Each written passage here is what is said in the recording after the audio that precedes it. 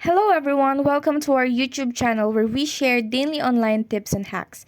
And today I'm going to teach you how to filter TikTok notifications. First is we open our TikTok account or our application. And then we click on the inbox icon below, beside the profile. And in here on the upper arrow, click all activity. And in here, we'll show you the choices you can tap and can filter your notifications. First is, if we want to view all the activity or the notifications, we click all the activity. Then, if you want to view who like your videos or your comments, click likes. Then, on the comments, if you want to view who commented or who replied to you, tap it.